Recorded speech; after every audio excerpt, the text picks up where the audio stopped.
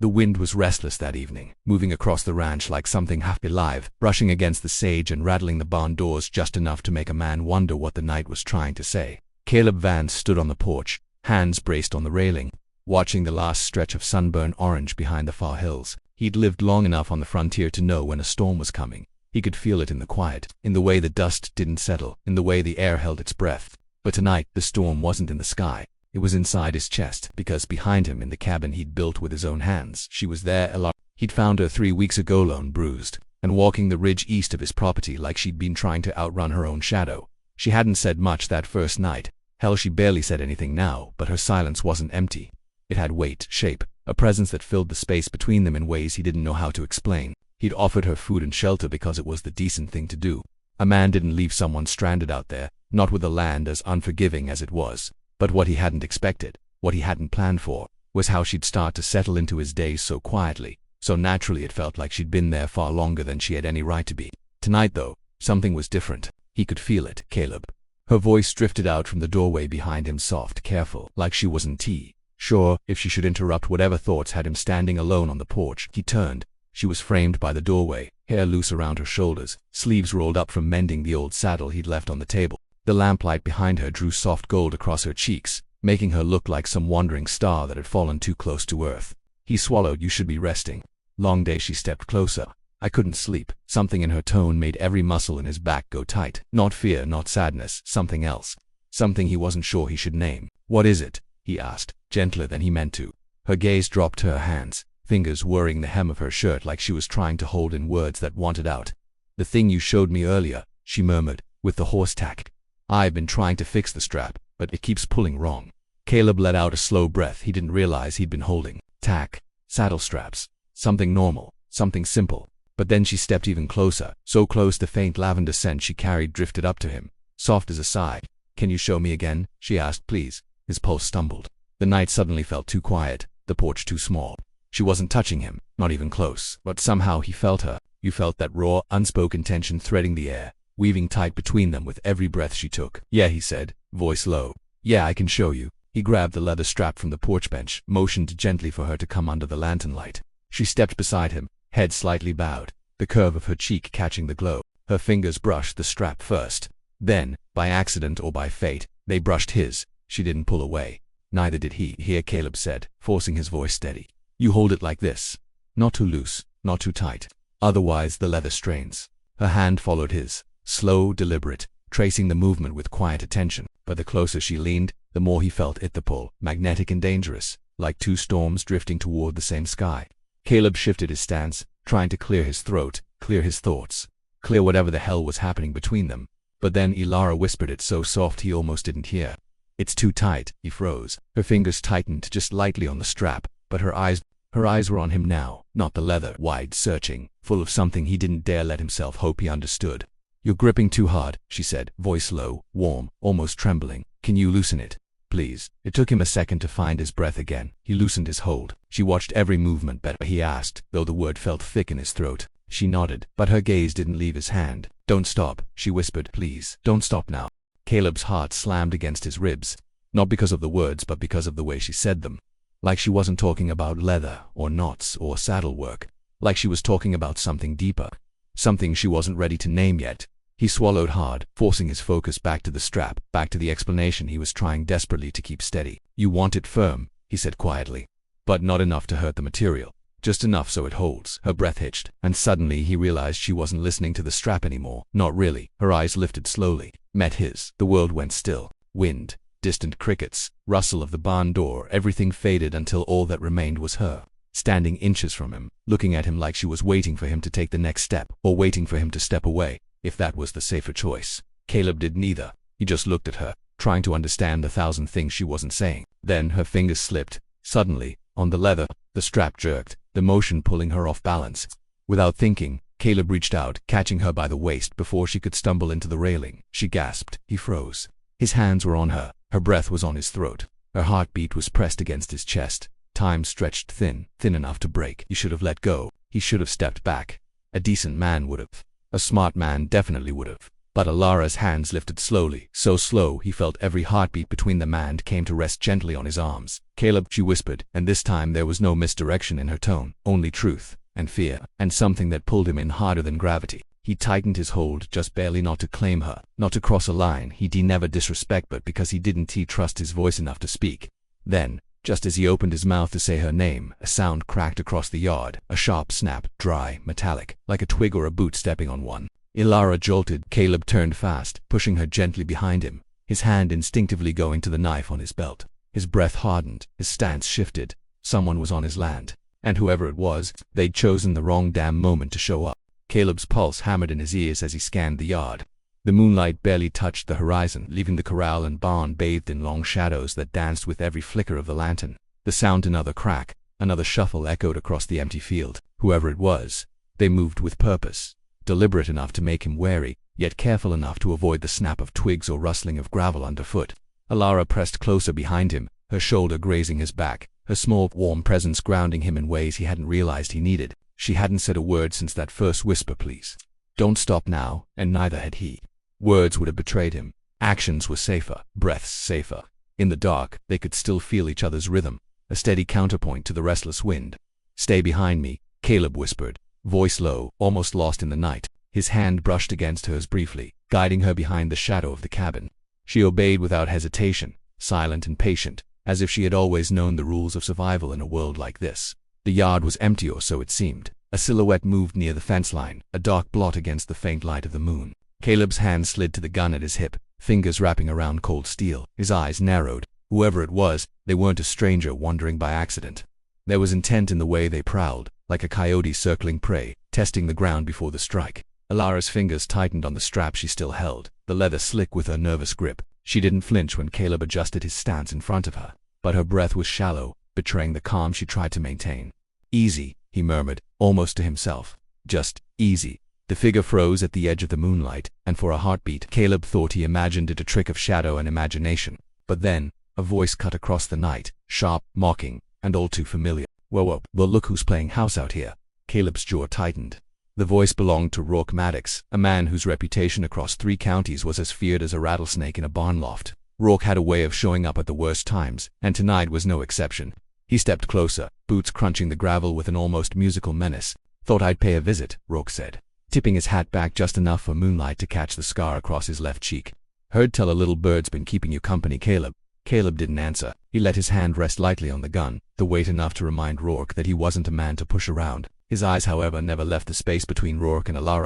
"She's not yours to entertain," Caleb said finally, voice low but firm. Rourke laughed, a sound like broken timber. "Entertained? No, I just like to see the look on a man's face when he realizes he is not as clever as he thought. And you're clever enough to survive. But don't get too comfortable. There's always a storm coming." The words hung heavy. The wind rustled the dry leaves, carrying them across the yard, whispering threats Caleb had learned to read over years of living alone in the scrub. Elara shifted behind him, her small movement deliberate. She didn't step out, didn't make herself obvious, but Caleb could feel the weight of her stare on Rourke. She had a fire, even in her silence, a quiet defiance that made Caleb's chest tighten. Rourke took another step, closer now, the glint of a knife catching the lantern light. "Funny thing about women," he said, voice low and deliberate. "They always think someone else can protect them." Caleb's hand tightened around the grip of his revolver, but it wasn't the gun that made Rourke hesitate. It was the way Elara moved. She stepped forward, not with a weapon, not with words, just with her presence. She stood beside Caleb, small but unwavering, shoulders squared, chin lifted. And in that instant, Caleb realized something he hadn't allowed himself to hope for. She was more than silent. She was steel-wrapped in quiet strength. Rourke froze, the knife half raised. He hadn't expected her. He hadn't accounted for her. "Careful, Rourke," Caleb said, voice low but dangerous. "One more step, and you'll regret it." Elara's hand found the leather strap again, holding it out slightly, not as a tool, but as a subtle signal, a calm in the storm. She didn't speak, but her eyes said everything. "We've been through worse. We stand together." The tension stretched tight across the yard. Even the wind seemed to hold its breath, waiting to see who would move first. Then, slowly, Rourke lowered his knife, letting it hang by his side. "Lucky night," he muttered, more to himself than to either of them. "But don't think this is over." Caleb didn't answer. He only watched until Rourke melted back into the shadows, leaving behind the faintest trace of dust and menace. Finally, when the silence returned, Caleb exhaled. The tension in his shoulders loosened, but not completely. Not while the night still held its secrets. Elara stepped closer. Her hands brushed his as she reached for the strap again, but this time, it wasn't just leather they were holding. It was the unspoken promise that they'd survived this storm together. That whatever came next, they'd face it side by side. Caleb swallowed hard. "You all right?" he asked, though he knew it was more than a question about bruises or cuts. She looked up at him, green eyes gleaming faintly in the moonlight, and nodded. "I am," she said, voice steady. And in the pause that followed, he felt it something fragile, dangerous, and real, beginning to thread itself between them. "You sure?" he pressed, hand still lingering over hers. She only smiled faintly, a small curve that didn't reach her eyes but hinted at a warmth he hadn't seen in weeks. "I've got you," she whispered. And in that moment, Caleb realized that the strap, the leather, the barn, even the threat outside it was all a backdrop. The real storm was right here, in the quiet, in the tension, in the breath between them. He leaned in, just enough to brush his hand over hers, adjusting the strap without breaking the fragile closeness. She let him, and in the small motion, the night grew thicker, warmer, alive with things neither of them had named yet. They worked side by side in silence for the next hour. Every adjustment of the leather, every tightening and loosening, became a conversation, a dialogue in gestures, in breaths, in proximity. Caleb felt his heart settle into a rhythm he hadn't realized he'd been missing, steady, guarded, yet willing to trust. Finally, Caleb set the strap down, stepping back slightly, and gave her the smallest of nods. "There," he said. "It's right now. Hold it. Feel it. Don't let it slip." Elara's fingers lingered on the leather for a heartbeat longer. Then she looked up at him, eyes bright with something fierce and unspoken. "Thank you," she said softly. "For everything." Caleb's chest tightened, not because of the words, but because he knew she didn't fully mean everything yet. There were still ghosts lingering in her past, shadows he hadn't touched, walls she hadn't lowered, and yet she had stepped closer, closer than anyone else had in years. And he realized, in that quiet night on the porch, with the wind tugging at the corners of the cabin, that something between them had shifted. Something tender, raw, and dangerous. Something that could change the course of nights like these, of storms they hadn't yet faced, of long roads still ahead. He didn't move to say more, didn't move to claim the moment. He just let her be, just let the night stretch around them, and that, somehow, was enough. The barn door creaked, a reminder that the world outside was still out there, still waiting, still unforgiving. But for now, Caleb and Elara remained suspended in that moment, to souls balancing on the edge of something neither fully understood, yet both unwilling to step back. A sudden breeze rustled the leaves behind them, and Caleb shivered despite the warmth of the night. He glanced at her. Her hair danced in the moonlight, caught in that silver glow, and he swore he saw a flicker of a smile just at the corners of her lips. "You should get some sleep," he said finally, voice gentle. "Tomorrow's another day, and we'll need our strength." She nodded, still holding the leather strap loosely between them. "I'll rest," she whispered, but not yet. Caleb's gaze lingered on her as she stepped back, retreating to the cabin. He watched the door close softly behind her, leaving him alone with the wind, the moon, and a pulse in his chest that didn't match the calm of the desert night. He knew one thing for certain. He wasn't going to let this moment slip, and neither was she.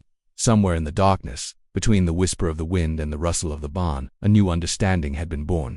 One that would hold them steady through the storms, through the shadows, and through whatever or whoever came next.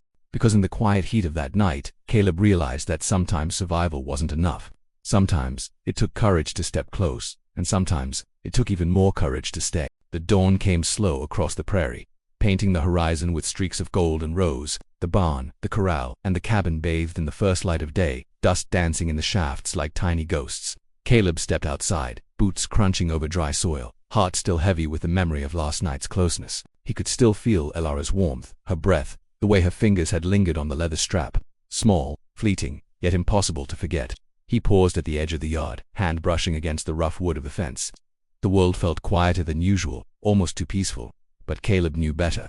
Peace was never a constant in this land. Not with men like Rourke still circling, not with secrets that refused to stay buried, not with hearts that refused to heal so easily inside the cabin. The faint scent of coffee drifted into the morning air.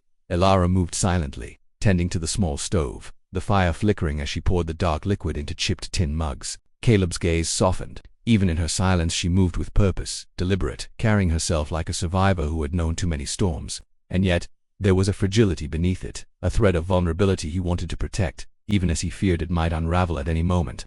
He stepped in, careful not to startle her. "Coffee," he said, placing a mug on the table, strong enough to wake a man from a nightmare. Elara glanced up briefly, her green eyes catching the light, and gave him the smallest of nods. She didn't smile, not yet, but there was something in the tilt of her head, a recognition of shared night watches and whispered tensions that didn't need words.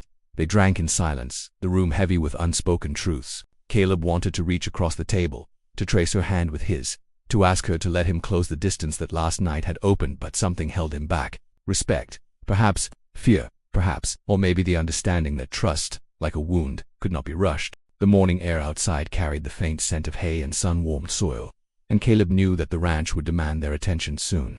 Fences needed mending, livestock feeding, the endless chores that made the world feel alive and ordinary even when hearts were anything but. "Let's get the chores done," he said finally, voice low. "The horses, the fences, everything." Elara nodded again, wordless but attentive, and together they stepped into the new day, moving as a silent pair against the backdrop of endless plains. Hours passed. Sweat clung to their skin, dust settled in their hair, but the rhythm of work offered a kind of solace. The world was tangible with rope, hay, the low murmur of animals, and it grounded them both. Yet every so often Caleb would catch her glance, fleeting but deliberate, a reminder of the night before and the closeness that lingered between them like a whispered promise. By midday, they stood at the edge of the northern corral, the sun burning down, painting the earth gold. Elara's hands were calloused from hauling feed, but she moved with steady grace. Caleb watched her for a long moment before finally speaking. "I want to ask you something." She tilted her head, curious but guarded. "What's that?" He swallowed hard, the words catching in his throat. "Last night, the way you trusted me, the way you—" He paused, shaking his head. "It mattered. More than I can say, and I need to know if you'll let me be here. Not just for the chores, not just to protect you, but for you, for us." Elara's eyes flickered, and for the first time since he'd met her, he saw hesitation. Not fear, not anger, but consideration, a calculation. And then, slowly, she stepped closer, the heat of her presence brushing against his arm. She began, voice soft, almost drowned by the wind. "I don't know if I can trust it yet." Caleb nodded, though it hurt. "I understand. Take all the time you need. I'll be here. I'm not going anywhere." She studied him for a long moment, her eyes tracing the lines of his face, the rough hands that had saved her more than once, the quiet strength he tried not to flaunt. And then, finally, she spoke words barely above a whisper. "Then, don't leave." That simple request set his chest on fire. He reached out, letting his hand hover near hers, a tentative bridge over unspoken fears. "I won't," he said, steady, sure. The day continued. Work gave way to evening chores, the sun dipping low behind the distant hills, casting the ranch in long amber shadows. They moved in tandem, bodies brushing occasionally, the world shrinking to the distance between them. Every laugh, every shared glance, every silent understanding stitched a thread between them, fragile but resilient. As the stars began to prick the sky, Caleb found himself on the porch, watching Elara move inside, carrying water and stacking firewood. The night was cooler, a soft breeze stirring the edges of her hair. He felt the weight of the moment, the significance of proximity and trust, and finally, he stepped closer. "May I?" he asked, gesturing to the strap she had left dangling by the door. She looked at him, surprised but intrigued, and nodded. Caleb took it gently, adjusting it, feeling the warmth of her hands linger even after she had let go. And then he did something neither of them expected. He pulled her close, carefully, deliberately, letting her feel the steadiness of his chest against hers, the slow rhythm of his breath matching her own. Her eyes widened for a heartbeat, then fluttered shut. Caleb froze. He had expected resistance, surprise, perhaps even fear, but not the way her body seemed to lean into him, not the way her whisper broke free. "Please, don't stop now." The words hit him with the force of a gale. Every muscle tensed, every instinct screamed caution. And yet, he couldn't. Not when the moment was this raw, this urgent, this real. He held her there, letting the silence stretch, letting her trust anchor him in ways he hadn't realized he needed.